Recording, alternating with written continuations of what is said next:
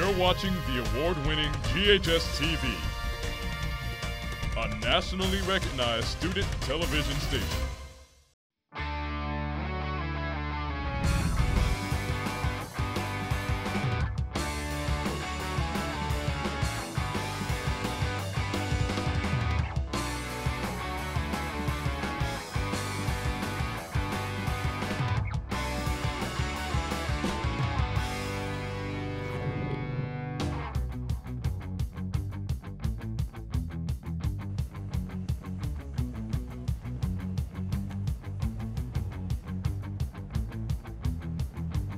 Hello and welcome to this week's edition of GHS-TV's award-winning talk show Crosstalk.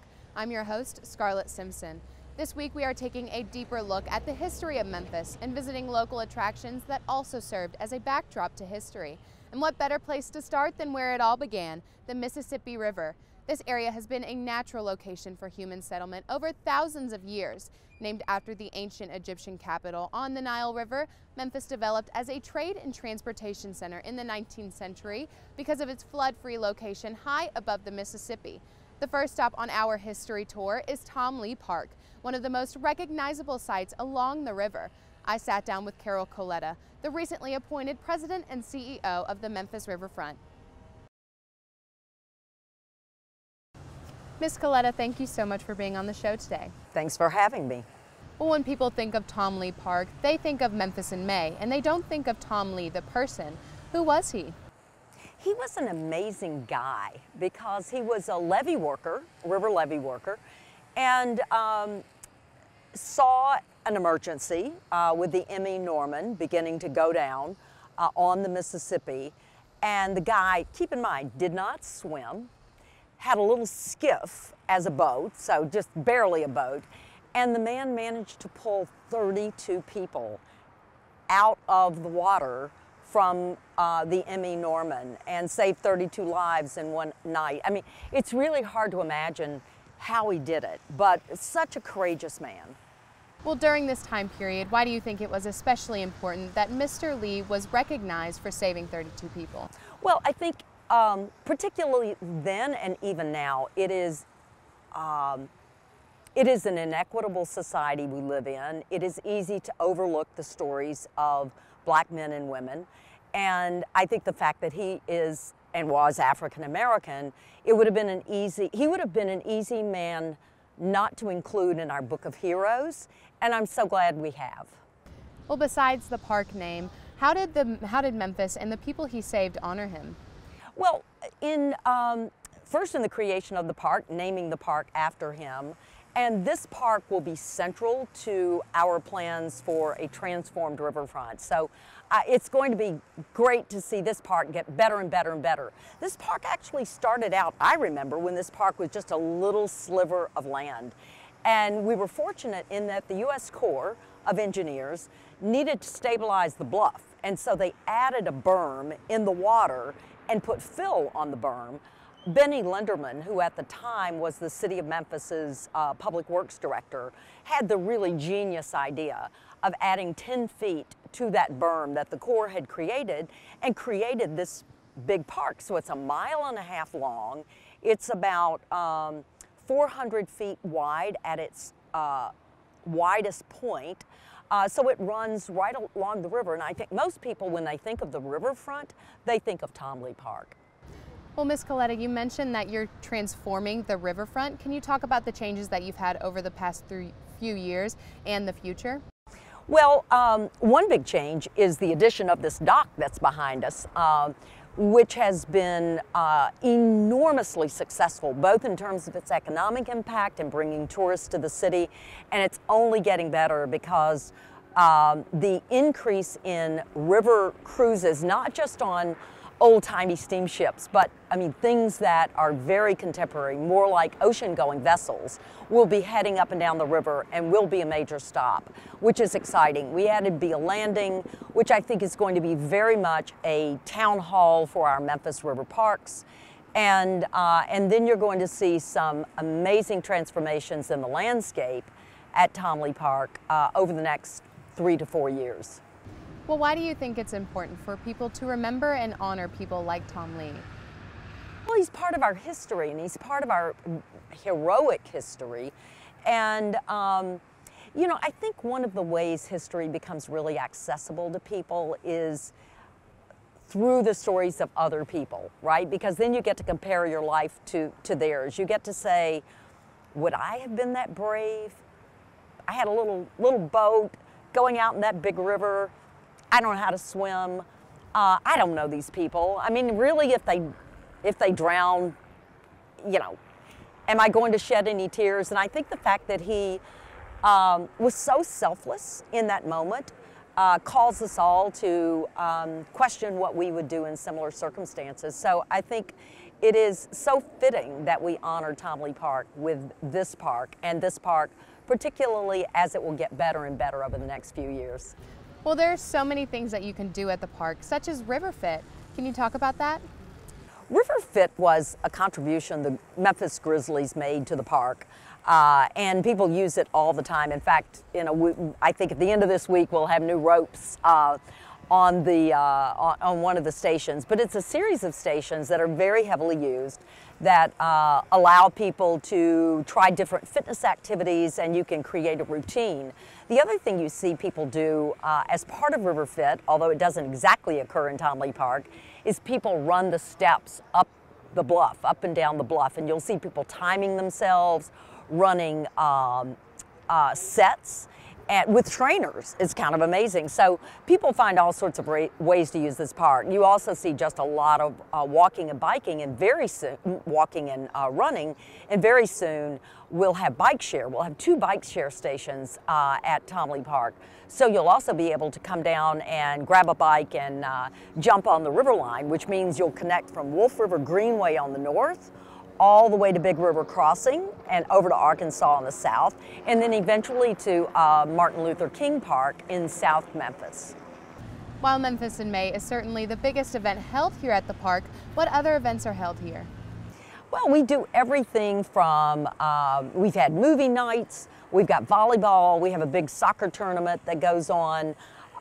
There are big events, small events, but you know what I love? I love the daily use of the park. I mean, I think it's wonderful to have Memphis in May, and I'm so glad we stage Memphis in May in this park in such a prominent place on the riverfront. But what I really love is when people are just down here with their families, they're strolling. I mean, they're just out enjoying the river and the park and being with each other, and that to me is what really makes it special. It'll be fun. Very soon you'll see a lot of kites in the air. And it's just really sweet to watch. Well, congratulations on your new position. Thanks. What is one thing you would say you admire the most about the park? About this park, I mean, it is an unparalleled view, not only of the river, but what's across from the river. I think Memphis, what people, maybe Memphians, don't fully appreciate is the fact that this floodplain across from us in Arkansas will never be developed. And so we will forever have this extended view of nature, and the ability to watch the river rise 50 feet every year, rise and fall 50 feet, is quite extraordinary. Not many cities in the world have the ability to have this view. And I just, you know, I love it. It's precious. It's something that we didn't do anything to earn it, but it's our gift, and we're lucky to have it. Well, Ms. Coletta, thank you so much for taking the time to talk with me. Thank you. We have to take a short break. When we come back, we will head to the oldest active cemetery in Memphis. Stay tuned.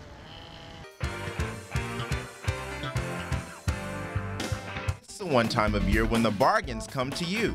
Germantown High School Television's Auction 2018, right here on GHS-TV.org. Bid on great items like theater tickets, restaurant gift certificates, artist prints, and much more. Online bidding begins April 14th, and be sure to tune into the live broadcast hosted by members of the community, alumni, and students. Saturday, April 28th from 2 to 5 p.m. on GHS-TV.org. All proceeds benefit GHS-TV, a nationally recognized student TV station. Bid online and don't miss your chance to win.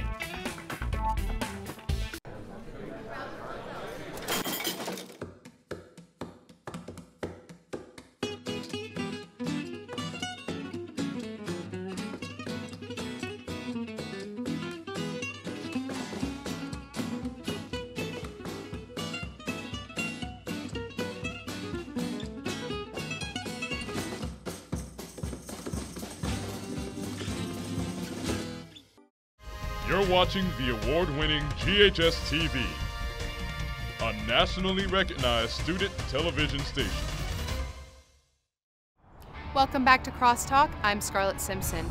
Elmwood Cemetery is a historic cemetery which provides a final resting place for families, but it also shares its art, history, and nature with the community. Joining me now is Kim Bearden, Executive Director here at Elmwood Cemetery.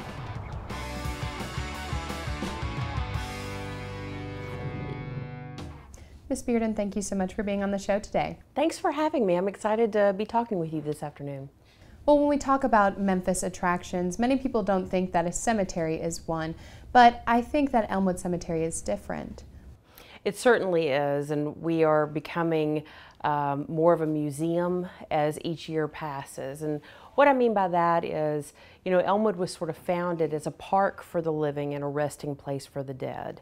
That's how the original founders of the cemetery felt that the cemetery should be for everyone. And so they created a park-like setting for people to visit and spend time in the cemetery grounds. And because of that history and the way the cemetery was originally founded, we embrace that to this day and perpetuate it through the different kinds of tours that we offer, the great quality events that we do, and the history and the stories that we choose to tell.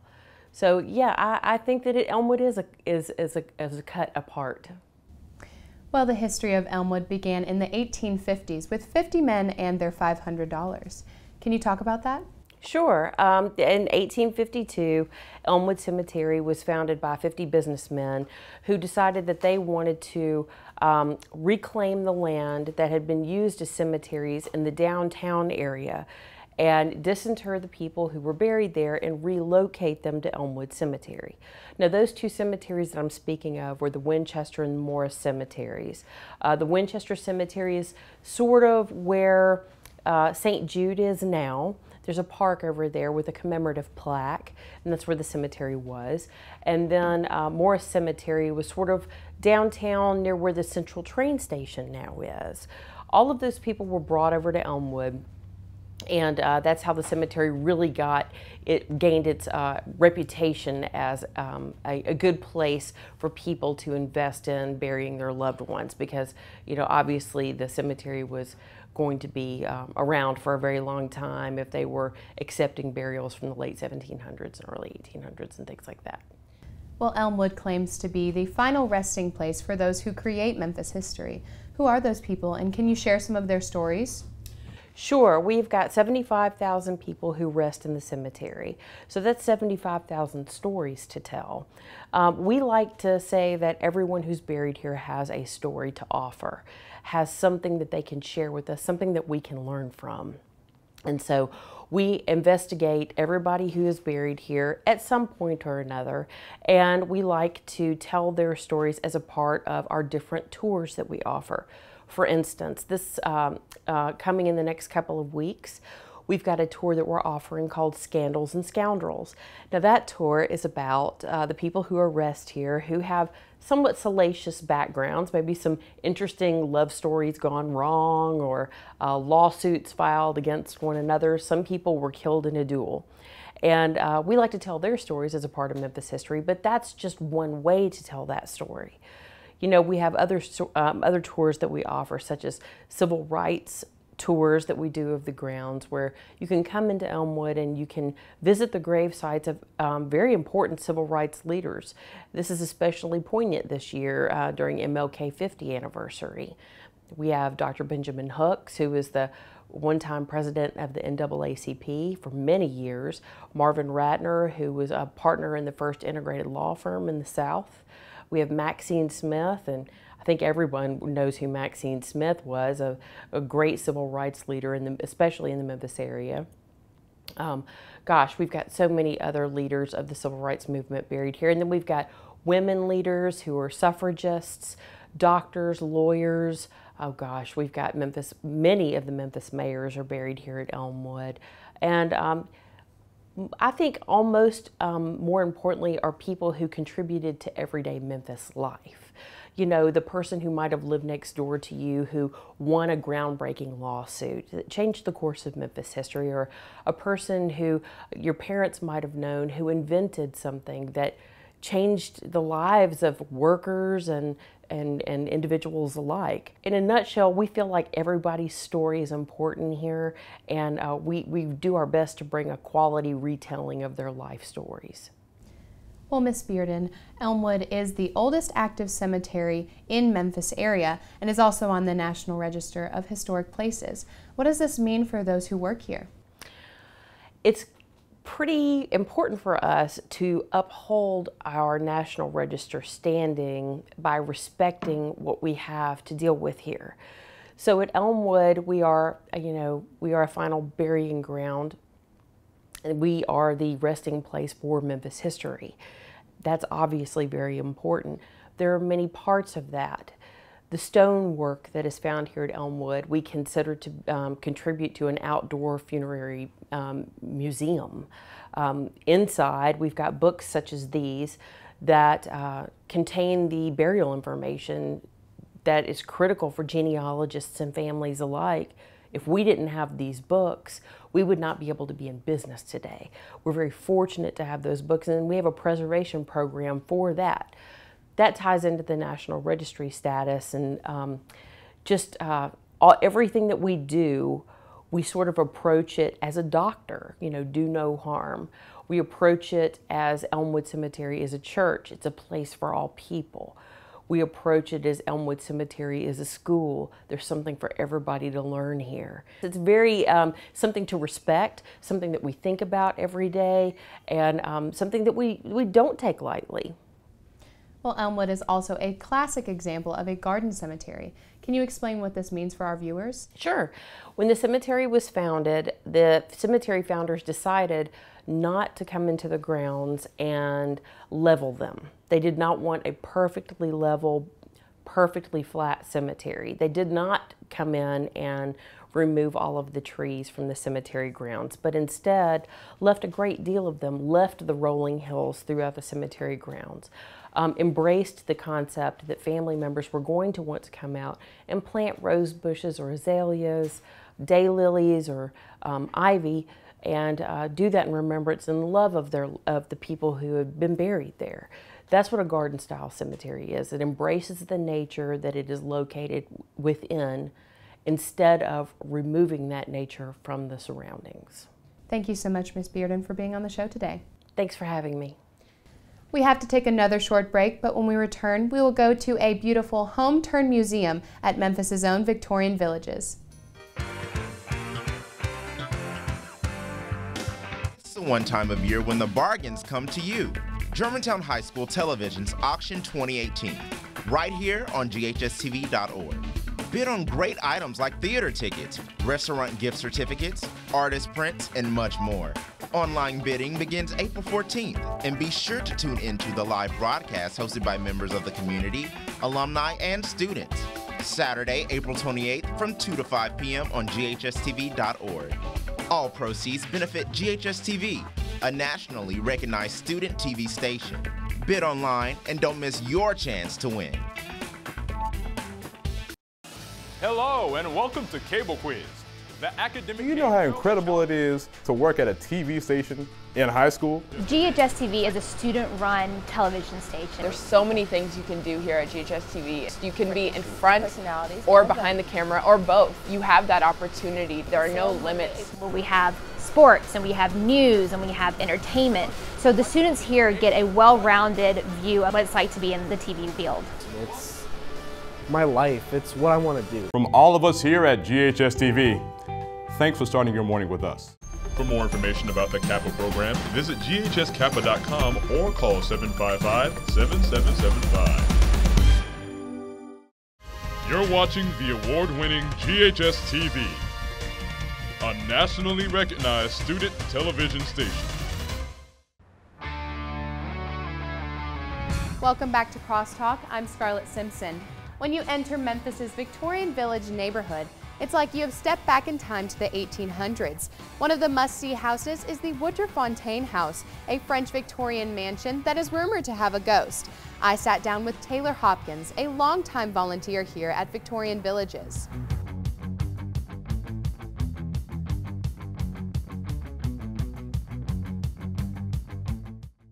Well, Ms. Hopkins, thank you so much for being on the show today.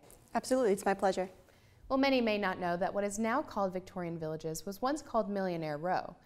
Yes, so actually, where now we only have 3 houses remaining here on Adams Avenue, there used to be about 33 of these large Victorian mansions that would line all up and down Adams Avenue, going all the way down to downtown.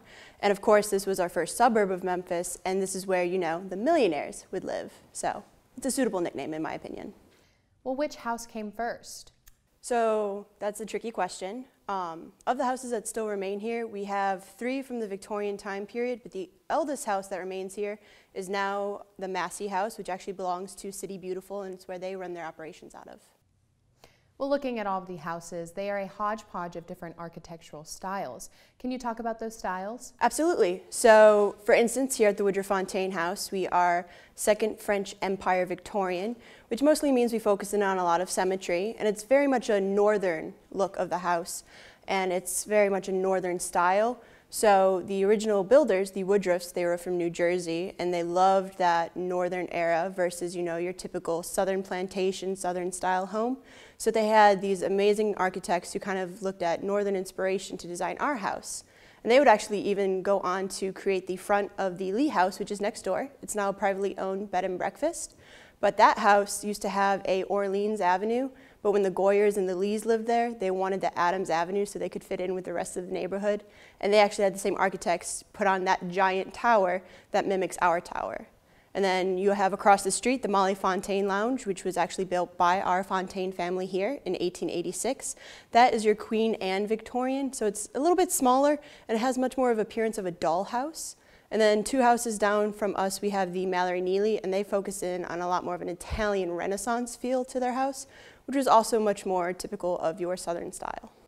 Well, as you mentioned, we are currently in the Woodruff Fontaine House. Can you talk about that style? Yes, so what Second French Empire Victorian mostly deals with is focusing in on a lot of symmetry.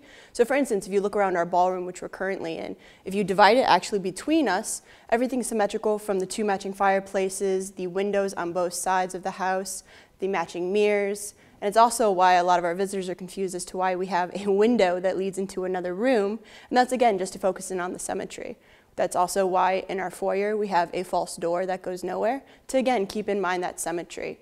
And the architects of this house even focused in on it enough that when they were designing the outside of the house, they were trying to be very symmetrical with the windows and all of the placements of things. So we have false windows, we have the porthole windows, all of it mimicking itself on both sides. Well, obviously the architecture is what makes this neighborhood stand out. But Ms. Hopkins, what else makes it unique? So not only is it the architecture, but it's really the step back in history that you feel when you're walking up and down Adams Avenue and most of Victorian Village. So even though we only have 3 of these houses left from this time period, specifically, we have a lot more to offer in the houses off of Jefferson. You also have Collins Chapel and St. Mary's Episcopal Church, which are also huge landmarks for the city as well. Well, besides the historic homes, what else should people see when they come visit Victorian Villages? So when you visit Victorian Village, I mean, all of the way sprinkled through it, you have cute little shops, you have great places to eat. There's a lot more that families just need to come and experience for themselves. We have a couple parks in the neighborhood as well that are great for kids to kind of just wander around and play in as well. What part does this area play in Memphis's history? So this is really the only look Memphis has left. Unfortunately, Memphis has kind of a bad reputation for not taking care of its historical houses, and this is really one of the few areas left in Memphis where you can kind of get that glimpse of 19th century Memphis when you're focusing in from the time after the Civil War, talking about the yellow fever epidemic. And again, like I said, there used to be 33 of these houses, and only 3 of them survived due to the 1960s urban renewal and renovation projects. What would you want Memphis citizens to know about the Victorian Villages? Just that we're here. So I myself am from Chicago, and I fell in love with these places. But for a lot of my friends who are native Memphians, they had no idea that these museums and houses even existed. So just for Memphis to know that we are still alive, still doing well, and would love for them to come visit us. Well, Ms. Hopkins, why did you decide to become a part of the Victorian Villages family?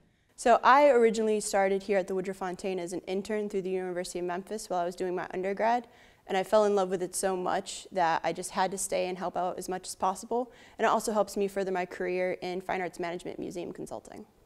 Can you also talk about some of the events that you offer, such as your Tattered Treasures, which just happened? So Tattered Treasures is actually a near and dear exhibit we just hosted that showcases an other look that most museums usually don't like to cover, just because you want to show your most beautiful, most pristine pieces. So Tattered Treasures focused in on our not so pretty artifacts, from our dresses to our china and books. But throughout the year we have 4 main events, which include Timeless Romance, Southern Summers, Morning Memphis, and then Victorian Yuletide, where we focus in on Christmas. But within those 4 major categories, we have a bunch of smaller ones like Tattered Treasures. We also offer Southern Wedding Bells, where we bring out all of our wedding dresses in the summertime. Haunted Happenings is probably our most popular event. That is where we kind of do a otherworldly look at how people used to mourn back in the Memphis time, as well as our Yellow Fever or Yellow Jack in September. While all of the houses have a unique story, I've heard that the Woodruff Fontaine has a ghost. What is her story? So yes, we do have one ghost. She's our most famous ghost, and that is Miss Molly Woodruff. She was the first bride of the house. She honeymooned outside of Memphis, but when she came back, her and her husband actually continued to live on here. Unfortunately, she has more of a tragic story, but even though she didn't die in this house, we like to believe that she comes and remains here just because it's where she was most happiest in her life. But that's also not the only ghost we have here. We have a couple of the Fontaine family members still roaming around as well. Well, Ms. Hopkins, thank you so much for talking about the Woodruff Fontaine House as well as Victorian Villages. No, thank you so much.